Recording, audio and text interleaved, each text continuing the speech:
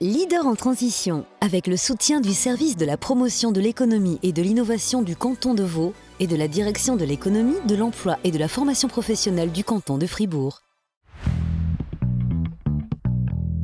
La semaine de 4 jours, une solution pour des équipes plus durables ? Quelques années après l'avoir implémentée, 2 entreprises vaudoises font le bilan dans Leader en transition. Patrick Tundo, fondateur en 2014 de la société de services informatiques Asimba, a démarré l'aventure en 2021. Payés à 100% pour une semaine de 4 jours et 32 heures, les 12 collaborateurs et collaboratrices d'Asimba s'auto-organisent pour que l'entreprise reste ouverte et disponible pour ses clients 5 jours par semaine, plus les piquets. Patrick se déplace de Bussigny à Lausanne pour rencontrer Mathilde No, directrice RSE et première assistante de réalisation chez 23 bis. Ce studio créatif et agence spécialisée dans le contenu digital, les campagnes créatives et la production de films a mis en place la semaine de 4 jours en 2022. En cohérence avec une démarche globale de durabilité matérialisée par sa certification B Corp, les collaborateuristes de 23 bis, répartis entre Lausanne et Zurich, travaillent en principe 32 heures du lundi au jeudi pour un salaire à 100%. Quel défi cette organisation a-t-elle soulevé pour Mathilde et ses collègues ? C'est ce dont elle va parler avec Patrick, qu'elle accueille dans les locaux de l'Avenue de France 23 bis.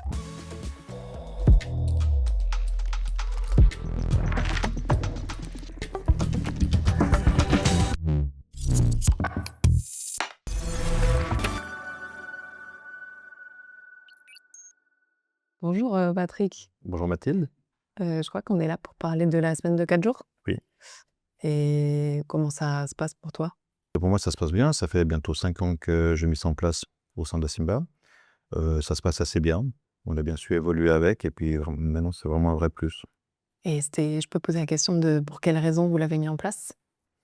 Il y a un gars une fois qui a dit prends soin de tes collaborateurs, ils prendront soin de tes clients.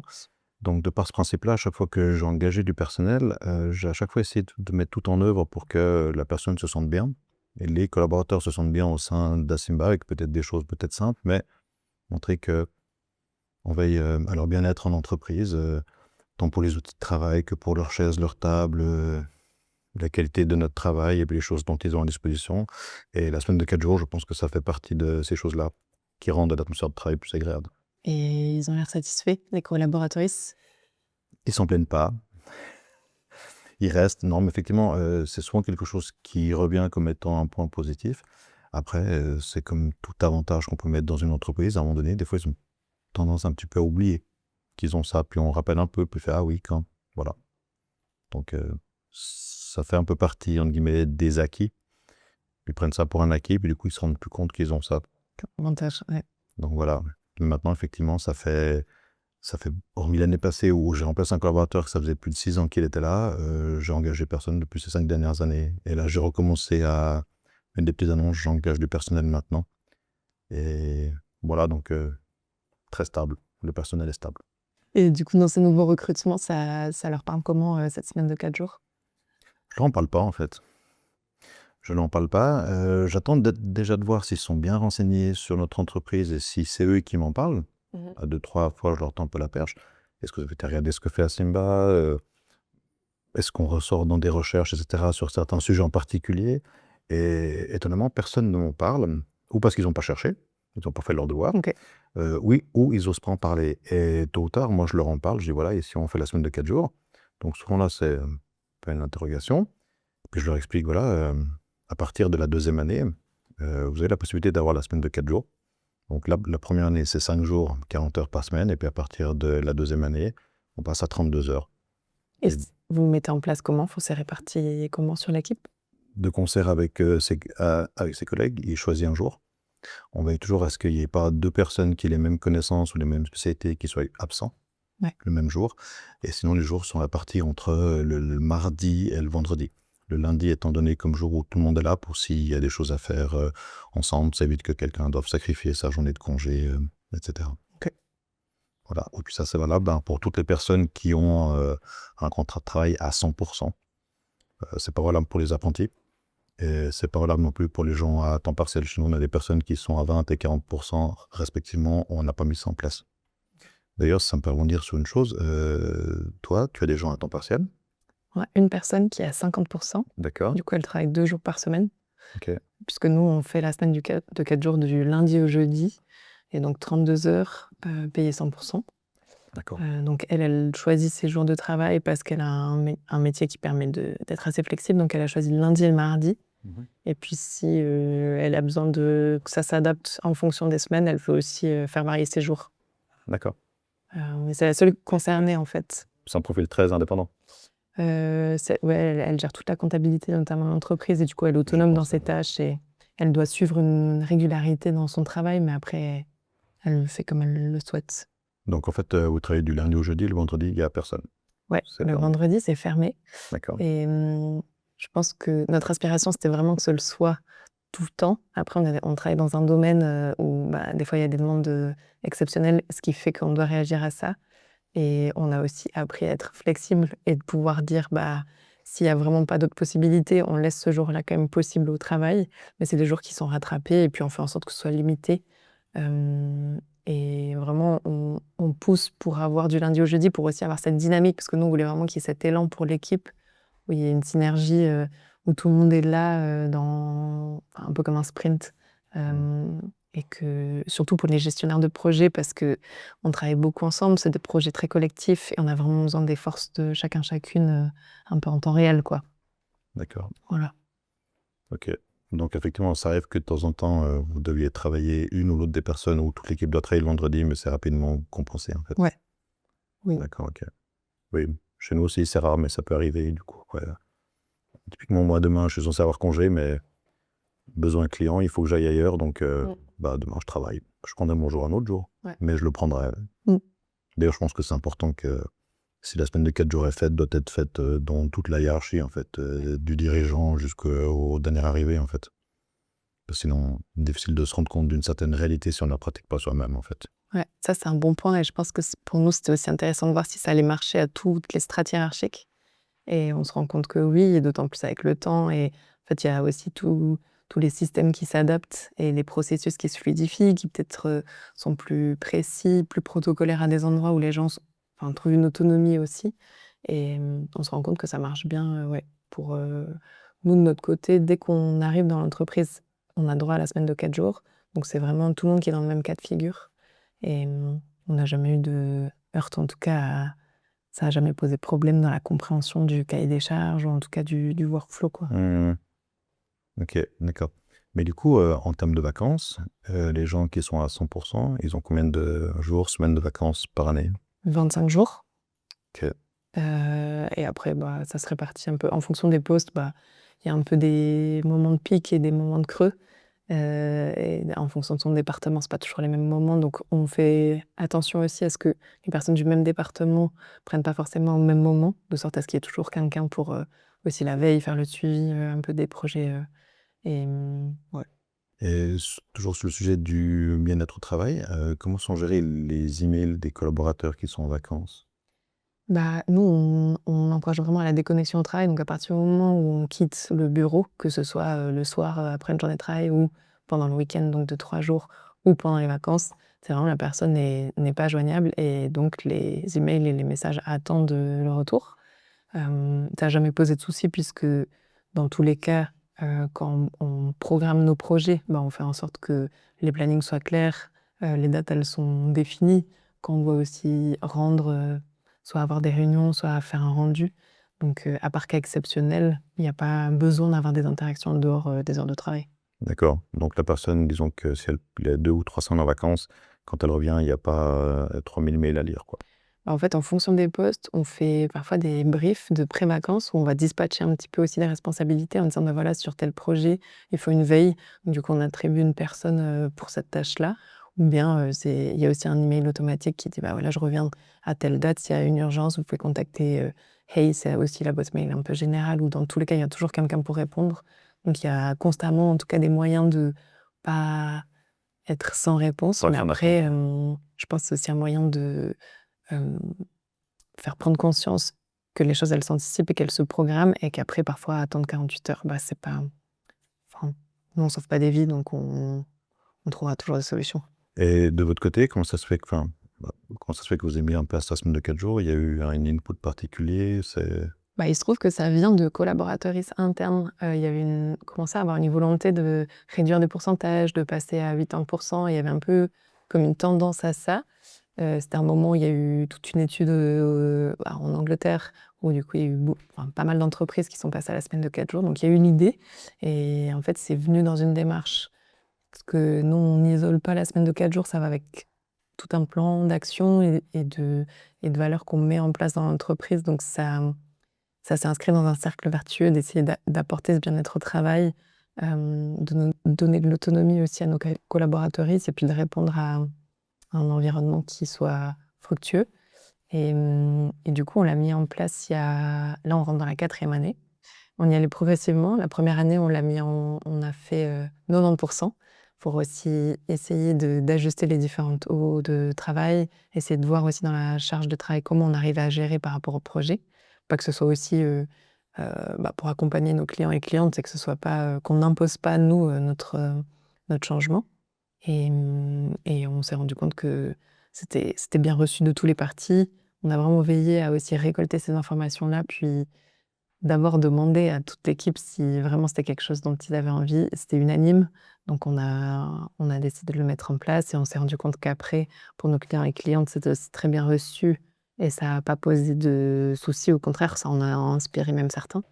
Donc il y avait un peu tous les signaux pour nous dire d'avancer et après, là, on rentre dans la phase où on cherche à pérenniser et stabiliser ça dans le temps. Et puis, comme tu disais tout à l'heure, tout avantage fait qu'après, on s'y habitue. Puis, c'est la tendance au progrès. On veut toujours aussi s'améliorer. Et du coup, qu'est-ce qu'on fait du rythme et comment on peut encore améliorer nos process, la charge de travail et le confort, ouais. Tu parlais tout à l'heure que c'était bien perçu par vos clients et partenaires. Ça a été annoncé, ça a été communiqué ou comment est-ce qu'ils l'ont su? Ouais, on leur a adressé. On a beaucoup de clients et clientes réguliers, donc on est toujours en lien pardon, avec. Et du coup, déjà, on en a parlé quand on a commencé à avoir l'idée, dans le processus de mise en place. Puis vu qu'on l'a fait progressivement, à chaque fois, on prévenait. Ensuite, on a beaucoup communiqué dessus, de sorte à ce que ce soit assez clair et évident. Donc, tout nouveau client pouvait se rendre compte de ça rien qu'en parcourant notre site ou dans une demande de projet. D'accord, ok. Donc pas eu des commentaires particuliers ou des gens qui attendaient à des choses et puis ouais, mais bon, vous travaillez pas le vendredi. Enfin voilà, des remarques un petit peu, j'ai envie de déplacées, des gens qui ne voient pas le monde de cette façon-là en fait. Pas tant, je pense que ça a pu avoir lieu plus d'être un peu sceptique ou curieux. Après, finalement, on est dans un pays où aussi le 80% est aussi assez commun. Donc, on a aussi plusieurs clients qui ne travaillent pas le vendredi. Après, ils étaient curieux de voir comment on allait gérer, est-ce que ça allait avoir un impact sur la manière dont on abordait les projets. Puis on a pu leur prouver que ça les impactait pas. Donc, finalement, derrière, ils n'avaient pas... eux, ils n'avaient pas de Du commentaires moment à que ça faire. fonctionne puis que les délais sont respectés. Exactement. Ok. Et je pense que ça a inspiré plusieurs personnes à titre personnel. Il y en a beaucoup qui envient cette situation-là. En tout cas, ça inspire quand même pas mal, ce que je comprends. Ok. Alors, je sais pas pour toi comment c'est.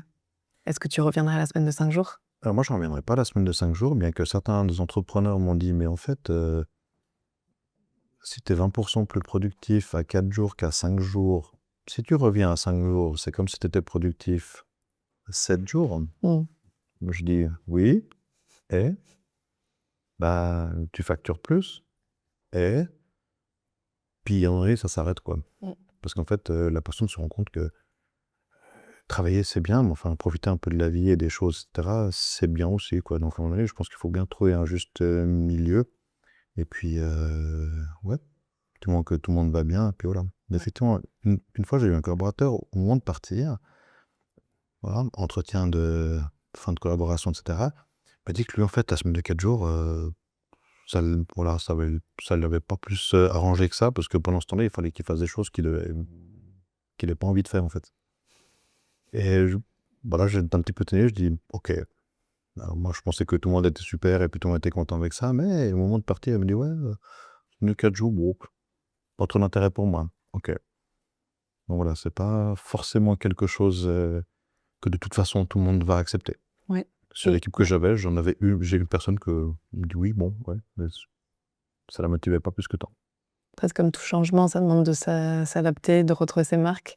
Pour certaines personnes, c'est un peu plus demandant de trouver les réponses. Mais je suis curieuse de comprendre au niveau de la productivité. Est-ce que ça a eu un impact? Est-ce que c'était bénéfique? Comment vous avez géré ça? Alors, à un moment donné, quand on a commencé à faire ça, on s'est donné 3 mois d'essai. Donc 3 mois d'essai, puis après on faisait un bilan. Bah, forcément que les premiers 3 mois, c'était dur. Ben, c'est vite, ben, c'est 20% de chiffre d'affaires en moins, c'est 20% de marge en moins, c'est plus de travail, plus de choses à rattraper, etc. Et en fait, au fur et à mesure du temps qui a passé, on a su s'adapter, on a su modifier certains process, en raccourcir d'autres, mettre en place des applications ou raccourcir certaines applications qui dialoguent entre elles pour éviter de faire plusieurs fois la même chose dans d'autres choses que l'on faisait. Et petit à petit, au bout de 3 mois, on arrivait à l'équilibre, donc on fait de la même rentabilité qu'avant. Donc là, je dis, ouf, passer à un certain cap, mais c'est vrai que durant les 3 premiers mois, on se demande quand même qu'est-ce qu'on est en train de faire là, puis est-ce que c'est vraiment la bonne solution. Et puis tout à petit, c'est venu. Et après, effectivement, on a standardisé des choses. Avant, on faisait aussi plus de sur-mesure. Après, on s'est rendu compte qu'en faisant moins de sur-mesure, mais plus de standards. Mais standard, ça peut être un standard pour des petites, grandes ou moyennes entreprises. Il peut quand même y avoir des standards. Les processus sont plus clairs. Les procédures pour installer les systèmes, les configurer et les dépanner sont plus simples également. Mise en place de monitoring automatique, mise en place aussi d'un système de ticketing plus performant, ce qui fait qu'on travaille moins d'heures pour les clients. Donc il y a beaucoup de choses qui sont automatisées, qui sont gérées de manière autonome. Et puis du coup, tout le monde y gagne parce que nous, on peut traiter plus de clients. Les clients, ça leur coûte moins cher, forcément, vu qu'on travaille moins d'heures. Et puis la qualité est assurée, voire même est améliorée. Parce que effet de bord par rapport à ça, chose que je n'avais absolument pas imaginé, c'est que du moment que dans la semaine, l'une ou l'autre des personnes peut être absente, il est obligé de bien documenter son travail parce que potentiellement le client va rappeler le jour d'après, il va tomber sur un autre collaborateur, et si il ne sait pas ce qui a été fait le jour d'avant, ça va être galère pour reprendre son travail. Donc on demande toujours aux gens de bien documenter ce qu'ils ont fait, parce que le collègue qui va reprendre demain, après-demain, une chose, il a toutes les infos. Et ça, je ne m'y attendais pas. Qui est cet effet de bord. Et du coup, ça permet d'améliorer la qualité aussi. Ouais. Et je pense, j'ai l'impression que ça rejoint d'autonomiser les gens. Et du coup, ça les rend aussi de plus en plus efficaces et autonomes. Donc ça leur donne de la force et de la confiance, une certaine liberté aussi. Oui. Et du coup, ça fluidifie les process parce que, du coup, comme tu dis, le protocole, il y a des choses qui sont peut-être plus claires et plus facilement reprises par d'autres. Tout est documenté, tout est noté. Moi, je suis toujours aux gens, à un moment donné, lorsque vous communiquez avec les clients, des partenaires ou des fournisseurs, c'est votre voix, et puis c'est vous qui allez vous mettre en avant par rapport aux questions que vous posez, par rapport aux positions que vous prenez. Si vous n'êtes pas sûr, venez vers moi, vous allez vers quelqu'un d'autre, vous regardez, etc. Mais typiquement, vous mettez personne en copie. Souvent, des fois, on a un peu tendance à mettre un peu trop de monde en copie, etc. Et puis après, comme ça, pour eux, c'est d'être en copie, t'avais qu'à voir. Moi, c'est vu j'ai une règle de mon système email que si je suis en copie, ça va dans un dossier particulier, ça s'appelle RAF. Voilà. Officiellement, ça veut... Non, rien à faire. Après, on traduit ça comme on veut. Mais oui, t'as raison. Voilà, et puis je la relève pas. Mais les gens nous ont compris, et puis ils arrêtent de me mettre en copie. Parce que si je suis en copie, c'est que j'ai rien besoin de faire, donc t'es pas obligé de m'écrire. Du coup, est-ce que je me utiliser ma mémoire et ma réflexion comme chose qui ne me concerne pas.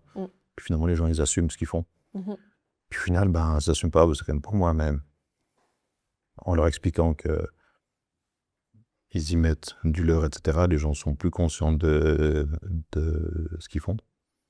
Et puis du coup, réfléchissent un peu plus avant d'écrire les choses. Puis ils ne sont pas sûrs, ils peuvent venir, on en discute, etc. Mais c'est eux qui écrivent. À un moment donné, si on veut que les gens soient efficaces, il faut leur donner l'autonomie, et il faut qu'ils l'apprennent. Et pour qu'ils l'apprennent, il faut leur dire, voilà, ça c'est là, ça c'est là, ça c'est là. Les processus sont là. S'il n'y a pas le processus, on va en créer un. Si tu vois que dans le processus, au bout de 3 mois, 6 mois, qu'on fait la même chose, mais il y a une bulle, on prend, on se met autour d'une table, on discute, on peut le mettre à jour, et puis on le modifie. Et comme ça, on accroît la qualité par rapport à l'expérience, par rapport au changement de modèle, de l'appareil qu'on fournit, du programme qu'on configure, etc. Puis ça permet d'être plus efficace. Voilà, donc tout le monde a sa PR. tout le monde a son mot sur les choses que l'on fait et peut apporter sa pierre à l'édifice. Ouais. Tu me rappelles combien vous êtes? On est 13, 14. Ouais. Ouais. Donc voilà, puis tout le monde a son mot à dire en fait. Mhm. Et de votre côté, le bilan que vous en tirez après ces 4 années? On reviendrait pas en arrière. On est très content du modèle et on a envie d'aller de l'avant. On s'est rendu compte aussi de plein d'effets positifs collatéraux, mais qui, comme je le disais, ont été aussi bénéfiques parce qu'on a mis d'autres choses en place, comme une grille salariale avec un critère d'impact, donc qui donne un peu plus de nuances dans l'approche du travail et comment on va regarder le travail d'un collaboratrice. On a énormément rendu nos processus aussi transparents, autant dans la grille salariale, mais aussi dans les projets qu'on reçoit, les décisions qu'on doit prendre. On essaye d'intégrer vraiment la vie de tout le monde, en tout cas d'être le plus transparent possible dans l'information. Et on s'est rendu compte que dans le temps, les collaboratrices étaient satisfaits. On essaye de récolter de la data assez régulièrement et on a tout un processus de feedback qui est en place sur des checks mensuels, des checks plus... On appelle ça des check-ups qui sont du coup plus complets, où on va vraiment regarder en détail où se trouve la personne dans son travail à ce moment-là, ses objectifs et puis son rapport à son travail, à son équipe. Et donc dans toute cette récolte de data, on arrive à voir aussi comment ajuster les curseurs. On s'est rendu compte que ça nous a permis de fluidifier certains processus, aussi nos outils, de peut-être pas standardiser, mais trouver des protocoles qui sont facilement reproductibles. On a la séance du début de semaine où il y a toute une équipe qui se retrouve pour vraiment redispatcher les tâches, être vraiment dans le présent de la semaine pour se rendre compte quels sont les enjeux et qu'est-ce qu'il faut affiner. Donc il y a une veille qui est aussi constante là-dessus, qui s'est vachement améliorée. Et du coup, avec tous ces élans-là, on a senti vraiment que ça marchait. On ne peut pas forcément dire quel effet vient de tel endroit, mais du coup, c'est notre cercle vertueux. Après, on se rend compte aussi que ça marche parce que notre équipe, elle est d'une tranche d'âge, d'une génération entre 20 et 35 ans. Pour le moment, on n'a pas d'enjeu de parentalité, ou en tout cas très peu. On a une collaboratrice qui est concernée. Du coup, c'est celle qui est aussi est assez autonome dans son travail, donc ça s'adapte assez facilement à elle. Mais on se rend compte que pour l'avenir, on se questionne si ce modèle de lundi au jeudi est pas trop rigide pour justement répondre à des nouveaux besoins. Donc c'est des choses qu'on essaye déjà d'anticiper, c'est des discussions qu'on ouvre et on essaye de regarder du coup quelles pistes pourraient être mises en place pour que ça puisse s'intégrer et que ça vienne pas venir du coup faire un effet inverse et néfaste pour les collaboratrices. D'accord. T'as parlé au début de grille salariale transparente.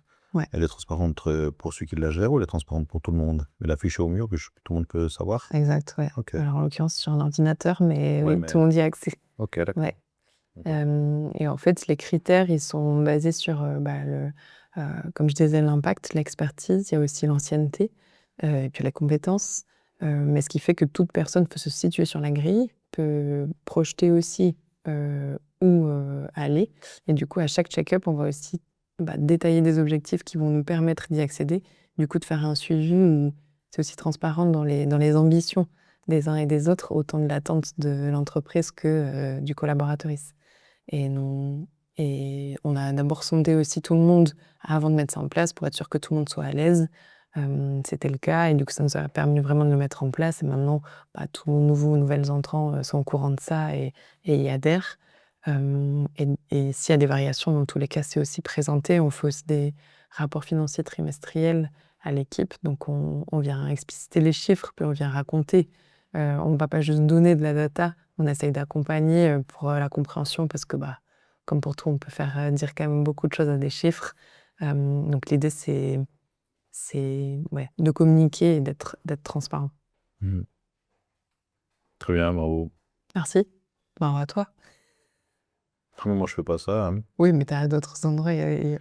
Oui. Mais c'est intéressant, si tu veux. Mm. Ouais. Je me suis posé la question d'ailleurs dernièrement, pas plus tard qu'hier, j'ai eu un entretien avec quelqu'un. Et puis, voilà, à un moment donné, on lui pose la question pour le salaire, etc. Ok, très bien, je prends, je note. Puis je dis, ouais, mais enfin, je vais lui donner combien? J'ai un budget, certes, mais que la personne ait tant ou tant d'expérience ou sache faire ci ou ça, c'est pas tout à fait la même chose. Et c'est là où ça m'est revenu, une fois qu'on avait discuté à ce sujet-là, au sujet de la grille salariale, etc., j'ai dit, peut-être que je fasse quelque chose comme ça. Alors, je l'ai déjà un petit peu, j'ai déjà fait une grille un peu comme ça, mais elle est pas, je pense qu'elle est pas aussi poussée et précise que la vôtre. Ouais, on a mis du temps aussi à la mettre en place. Bon, Ouais. c'est des choses qui prennent des années et qui Oui.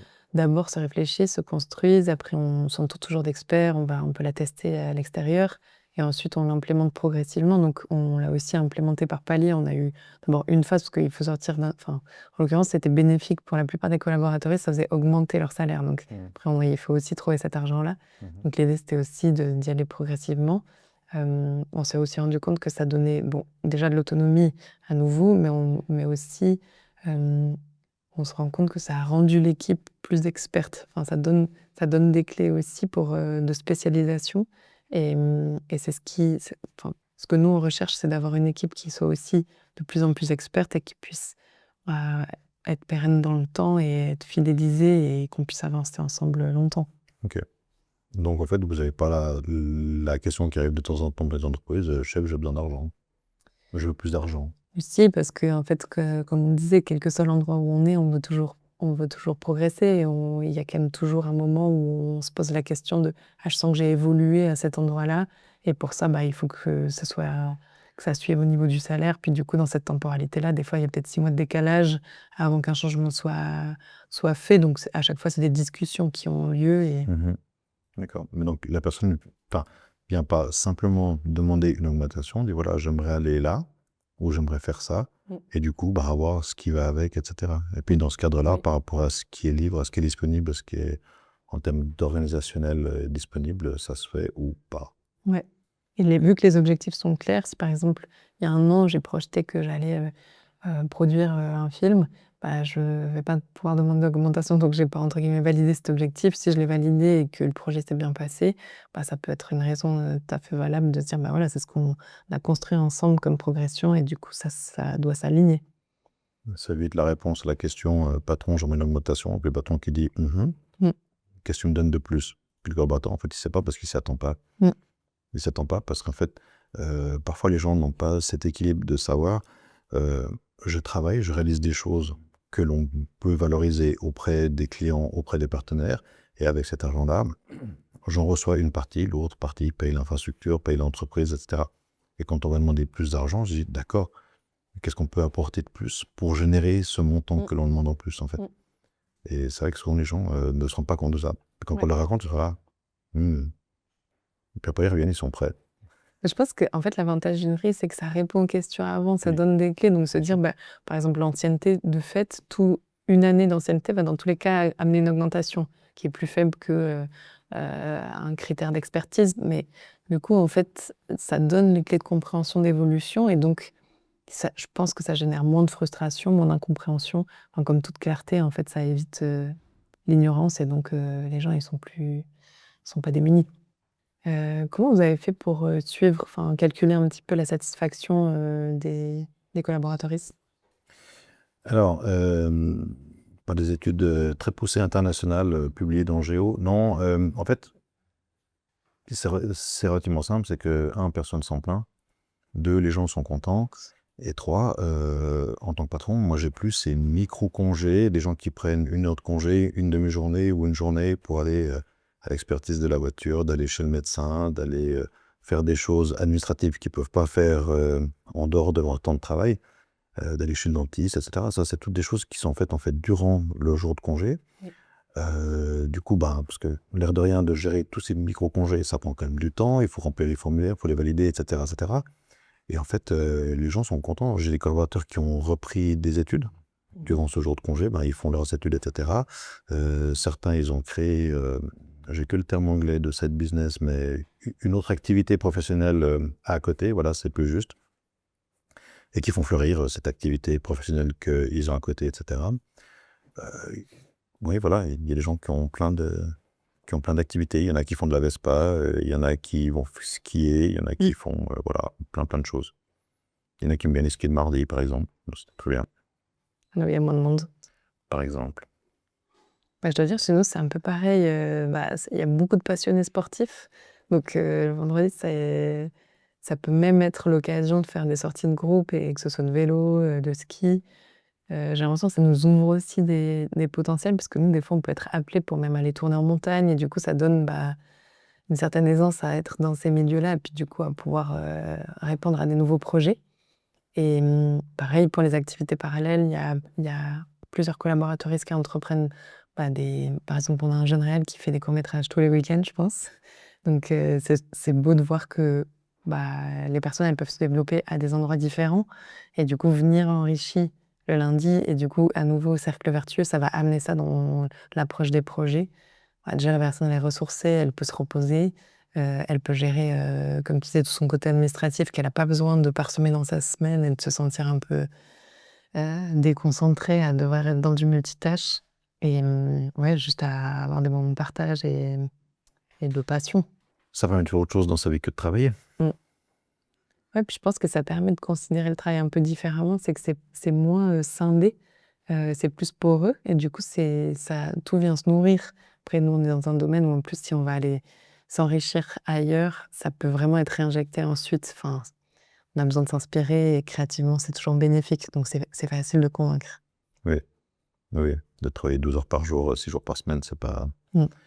Enfin, c'est plus. Mmh. Pendant longtemps, on l'a cru, mais en fait, C'est pas très bénéfique. on se rend compte avec le posteriori que... Ouais. Voilà. Après, voilà. Chacun son style. On a des exemples qui peuvent un petit peu prouver. On en a plein.